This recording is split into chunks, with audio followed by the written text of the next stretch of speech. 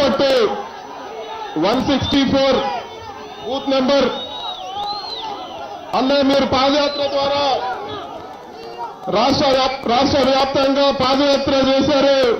ప్రజలందరూ కూడా భరోసా కలిగింది. రాష్ట్ర ప్రజలు మిమ్మల్ని ముఖ్యమంత్రిగా చూడాలనుకుంటున్నారు.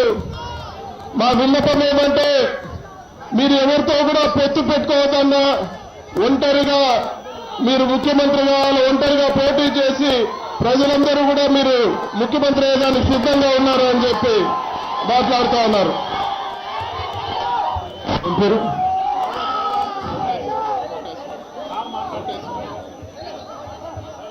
కోటేశ్వర అడుగుతా ఉన్నాడు. ఎవరు పూతలపట్టుకు సంబంధించి కోటేశ్వర అడుగుతా ఉన్నాడు. అన్నా ఎవరితో పొత్తు పెట్టుకోవద్దన్నా, అందరూ ఆంధ్ర రాష్ట్రాన్ని మోసం చేసిన వారే అన్నా అని చెప్పి కోటేశ్వర అంటా ఉన్నాడు.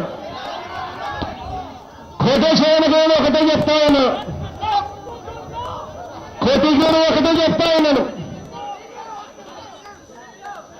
ఇంతకు ముందు కూడా ఎవరితో పొత్తు పెట్టుకోలేదు, ఇంతకు ముందు ఎవరితో పొత్తు పెట్టుకోలేదు.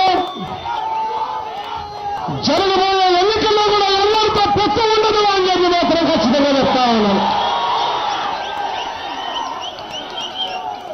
ప్రతి చోట వైఎస్ఆర్ కాంగ్రెస్ పార్టీ జెండాను ముజాలు వేసుకుని వైఎస్ఆర్ కాంగ్రెస్ పార్టీ కార్యకర్తలకు మంచి చేయాలని చెప్పి ప్రతి చోట వైఎస్ఆర్ కాంగ్రెస్ పార్టీ ఎమ్మెల్యేలు తయారు కావాలి అని చెప్పి మన వల్లే ఉన్నారు.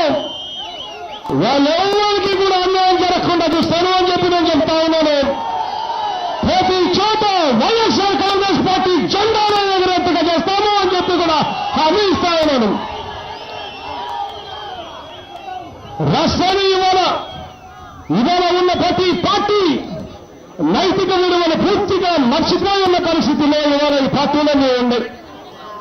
ఇవాళ ఉన్న ఈ పార్టీలన్నీ కూడా కాంగ్రెస్ కానివ్వండి, బీజేపీ కానివ్వండి, పవన్ కళ్యాణ్ మరో పార్టీ కానివ్వండి, అన్ని పార్టీలు కూడా మీరు ఎన్నికల్లో రాష్ట్ర ప్రజలకు మేము ఇది చేస్తామో అది చేస్తామో అని, ప్రత్యేక హోదా ఇస్తామో అని రకరకాలుగా మాటలు చెప్పి అందరూ కూటమిగా ఒక్కటై అందరూ కూడా రాష్ట్ర ప్రజల్లో మోసం చేసిన పరిస్థితి మనమంతా చూస్తాం.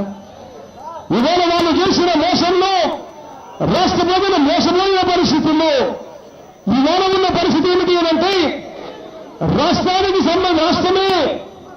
రాష్ట్రమే ఒక మనిషి అయితే ఆ మనిషి చేతులు కాళ్ళు ఒకరు పట్టుకున్నారు, మరొకరు కత్తిచ్చారు, మరొకరు ఆ కత్తి తీసుకొని పోలిచారు. కాబట్టి మన పరిస్థితి ఇలా ఉంది.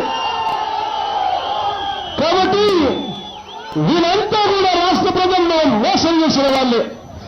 ఇలాంటి వాళ్ళతో ఎవరితో కూడా పొత్తు ఉండదు అని చెప్పి నేను మీ అందరితో కూడా గట్టిగా చెప్తా ఉన్నా.